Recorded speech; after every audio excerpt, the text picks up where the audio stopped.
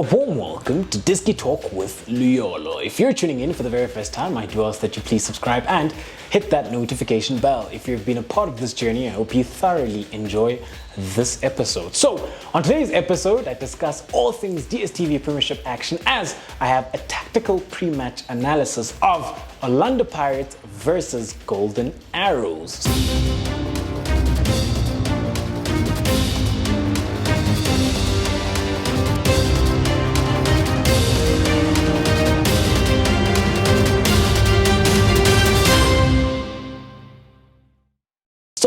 Coming up into this encounter, the last time out did play to a draw in KZN, and this has been a fixture where Orlando Pirates have had the upper hand over the years. However, when we have a look then at Orlando Pirates, do know that they do line up in a hybrid system, which then is a 3-4-2-1, and that is when they're in possession of the ball. Out of possession, it does then switch to a 4-4-2. So it would then switch to a 4-4-2 out of possession. At times, 4-5-1, whenever then they need numbers in the middle. So that's how it would switch then to a 4-4-2/4-5-1. So it is then quite a hybrid system, and it requires then a lot of dynamic movement and a lot of in-game tactical tweaks and intelligence as well. However, then when we have a look at it then, in goals, I do think that they will start with Mponchane, and then as the back three, as a right-sided centre-back, Olisanda, and then Happy Jele, and then Pasega Marco. However, as the left-sided centre-back, Innocent Mayele can also play there, so he is then an option. When you have a look then at this back three, this is a back three then which is very comfortable on the ball and can really then build up play for this Orlando Pirates side from build-up phase and work it then into consolidation phase, because all three players from a qualitative perspective are good passers of the ball and they are also very comfortable on the ball. And when you have then a look at Olisanda, he's been very solid for this Orlando Pirates side, and he really keeps growing in stature. And then moving it on right along then, when you have a look at the midfield, so you will most likely have Munare and you will have Musele. This is subject then to every player being fit, and with players then we do know that Orlando Pirates also have a lot of options. So we could see the midfield change because they've got so many midfielders, so you could see different options. However, I do foresee Munare and Musele starting as a double pivot. So with Munare then, what I like about him then is that he would sit deep for this Orlando Pirates side, very good at breaking down play, and a player then who's got so much quality within his skill set, because then he can play those diagonal passes when he has to play them. With Musele then, this is a player then who keeps growing, and a young player with so much potential, and we do know that he does go box to box for this Orlando Pirates side. So at times he will make those deep runs from midfield and pop up into the box, as he has scored a couple of goals for this Orlando Pirates side. So when you have a look at their double pivot then, you will have Munare and Musele, and then as the left wing back, you will have Hoto, as he does play as a left wing back in possession. When it is a 3-4-2-1, he does tend to go quite high up, and he can also then drift into that left-sided half space, and he can also drift then into the box. So we do know that he does offer them goals and he offers them assists as well. However, he would most likely then maintain the width on the left-hand side, and whenever then it does shift to a 4-4-2 out of possession, then he becomes the left-sided midfielder or the left wing, depending then on the situation within relation to what the opposition then is doing. And then on the right-hand side, you do have Bandile Shandu, and this is a player then who has been growing for this Orlando Pirates side. He has scored a couple of goals as well for this Orlando Pirates side, so he does end up pushing and drifting right into the box. Sometimes you will see him take up a position within the half space. However, he does look then to keep the width for this Orlando Pirates side a lot of the times, and the difference then between him and Hoto is that whenever then they do lose possession, he goes and then he becomes a right back, which then makes it a back four. However, he does then keep the width in possession as a 3-4-2-1.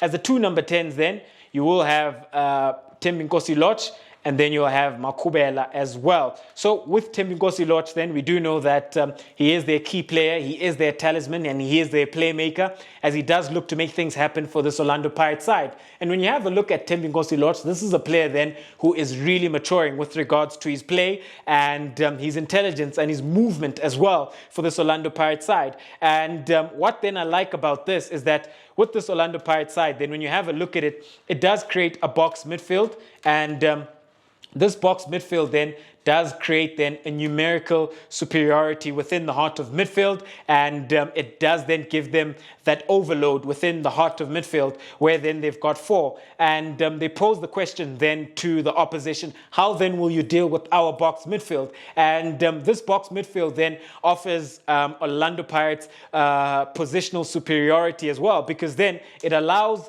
Thembinkosi Lorch to get further up the half space and further up the pitch, where then he can position himself adequately to look then to take the ball in between the lines. With Makubela as well, the same thing. And a lot of the times then you will see them instituting that rotational play and positional play as well, where sometimes they can overload within the same half space as well in relation to where the opposition is and where the ball is as well. And then up front, you do have Pepra. So when you have a look at it then, Pepra, towards the end of last year, he did finish off very well, where he scored a back-to-back brace. And what's interesting then is that there's also Mhango, who has come off the back of a great display at the AFCON.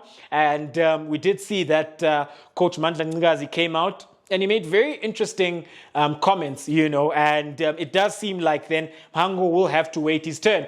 However, I would use Mhango because I think from a qualitative perspective, he ticks numerous boxes and can look to finish off those chances which are created then by Hoto, Lorch, and Makubela and Shandu at times. And I just think that he will fit the system a lot more. However, when you have a look at it from a different perspective, they could always go with the 2, where you have Lorch drop in, and then you could have Mhango there, and you could have Pepra, and I think this would be a lot better for this system. And it would also then give Lorch the creative freedom, because then he doesn't have the responsibility of always having to drift to the left-sided wide channel or the right-sided wide channel, because then with this formation, what it then gives you then the ability to stretch the opponents with the 2 wing backs. However, still keep then the numerical advantage within the heart of midfield, where you could also have Mhango also drop in at times to make it then a 4 versus 3 within that midfield, where they could have then that numerical superiority and that advantage within the heart of midfield. And at times have Mhango then also push up, because then we do know that he is the main striker, occupy the box, where then you've got 2 strikers where this team can create for, as opposed to having 1. And I think it would be a lot better, and Orlando Pirates would finish off their chances a lot better as well. And off the bench, yes, of course, they've got so many players that can come off the bench and look to influence the game. So we do know that Pule is back. So that's a player then that can always come off the bench if he does make the 18. And you do have Jukamanja, you do have Kabelo Dlamini, you do have Mabasa, you do have Lipasa as well. So many forward line options that they have that can come off the bench and impact the game. If you need control of the midfield, you could always bring on Nkaniso Zungu, who can play then as a deep lane playmaker for this Orlando Pirates side. And going to be a very interesting encounter then, because Golden Arrows are a side then that do appreciate ball possession, and so do Orlando Pirates as well. So to a certain degree, I do see them nullifying each other and cancelling each other out in certain phases of the game. However then, moving on right along, let's have a look at Golden Arrows. So this is a side then that the last time out, they did play against TTM in the Nedbank Cup, where they lost on penalties. I was quite impressed with them. However, they did struggle then in the final third with regards to finishing off those chances. And I think then that has been their Achilles. In the beginning of the season, they were scoring the goals, but they were struggling to defend the goals. Now, they've reached a point where they're able then to sort of defend the goals, but then they're struggling then to score the goals, So it needs to get to a point where then then scoring the goals and defending the goals meet each other at a state of equilibrium, where then they're able then to ensure that they're defending the goals and they're scoring the goals. And then from a qualitative perspective, they're ticking numerous boxes, which then will see them winning a lot more matches. And this is a side then that has very interesting and very exciting players. However, let's have a look then at how Coach Lihlohonolo Siema likes to line up with this Golden Arrow side. So it is then a 4-4-1-1. That's how he likes lining up then, which then can sometimes be a variation of a 4-5-1. Whenever then you do need those numbers within the heart of midfield, it does go then to a 4-5-1. So when we have a look at it then, in goals, the last time out, they did start with Ukumete, as we do know that he's a big, strong goalkeeper who has that physical presence, who is very commanding and commands his box very well. And then as the back four then, at right back, I do foresee them starting with Udube as the two centre-backs. Tabani Zuge is the right-sided centre-back. As the left-sided centre-back, Usibisi will start, who's also their captain as well. So with these two then, I do foresee them being the best centre-back partnership within this Golden Arrows team. And I do think then that they have improved slightly from a defensive perspective, and I think they're starting to cut out those mistakes, and looking then to be solid for this Golden Arrow side. As the left back, we do know that there's Manchiane and then there's Sponelo Cele as well. However, I do foresee Cele starting, as Cele then is a player then who offers them that width in vertical zone 1. This is then a quality left-sided defensive player who's also then very good at going forward and being able to deliver those quality balls into the box, very comfortable on the ball. And the relationship then that he is instituting with Pule Mmodi is one that is really growing, as we see that Golden Arrows is very strong down the left-hand side within vertical zone 1 and vertical zone 2 in the left wide channel and the left-sided half space as well. And then when we move into the heart of midfield, I do foresee them starting then with Udlamini and then with Undwando as well. So I think as a pair, these are very solid within the heart of midfield, and they'll be looking then to combat this Orlando Pirates side, especially considering the box midfield that Orlando Pirates would have at times. And whenever then they would look then to institute that overload within the heart of midfield and also have then that numerical superiority. Going to be very interesting to see then how Undwande and Udlamini deal with Orlando Pirates overload within the heart of midfield. And then when we have a look at it then as the midfielder, as the advanced midfielder who play behind the striker, I do think that Nduduzo Spear is the best option, as I really enjoyed his cameo appearance against TTM, where he came off the bench. We did see him occupy a much more central role, and I think it's better suited as playing then as a number 10 for Golden Arrows, as opposed to him starting out wide, because when he does start out wide, he does tend to drift into those half spaces, because then we do know that this is a player then who's very good at manipulating the ball in those tight pockets of spaces, and a player then well adept at receiving in between the lines, and does from time to time offer that positional superiority. So I just think then he's better suited then playing then as an advanced midfielder, where then he can drift and roam around and look to pick up the ball within those pockets of spaces, and look then to give Golden Arrow side that creativity. On the left wing then, I do see them starting with Pule Mmodi,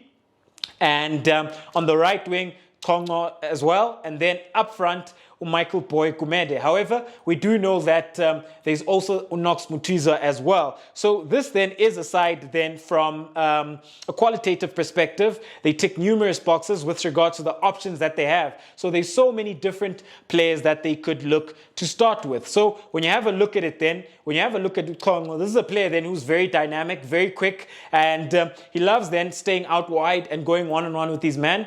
And what's interesting then is the space vacated then by Hotto, especially then when Orlando Pirates play a back three. They have struggled at time addressing the space in between the left-sided centre-back and the left wing-back, and then the right wing-back, and then the right-sided centre-back. This is when it will be key for Shandu to ensure that he makes sure that he's able to tuck in time for this Orlando Pirates side. And then on the left-hand side, then Marco being able to deal with that. So Kongo then is a player who I think should start for this Golden Arrow side. Very dynamic. He loves a 1v1, and he's also got an eye for goal as well. So at times, he has come up with important goals for this Golden Arrow side. You will have Gumede then looking then to occupy Olisanda and Jele occupy the box, and then you've got Pule Mmodi, who is their key player. So when you have a look at Pule Mmodi then, this is a player then who, from a qualitative perspective, ticks numerous boxes, and I believe then is their best player. And what I like about Pule Mmodi then is that he's such an intelligent player then, because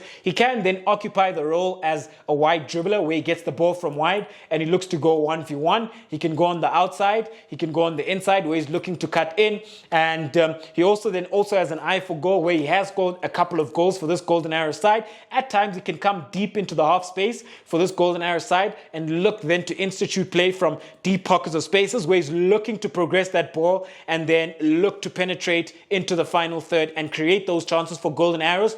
At times he'll go on these mazy runs where he'll pick up the ball in that pocket of space, in that half space, and look then to run through, and he can also go on the outside as well. So this is a player then who's got so much quality for this Golden Arrows side. However, Golden Arrows do have so many options off the bench. They do have Knox Mutizwa, they've got Makawana, they've got Ufigizolo as well. So those are the type of players that can always come off the bench for Golden Arrows and look to impact this game. However, how I foresee this game playing out, I do see Orlando Pirates winning this one 1-0. Ladies and gentlemen, do let me know at home, who do you think comes out on top in this DStv Premiership encounter? It is Orlando Pirates versus Golden Arrows. Thank you very much for tuning in to yet another special episode of Diski Talk with Luyolo. It is DStv Premiership action. Babi Zebonke signing out.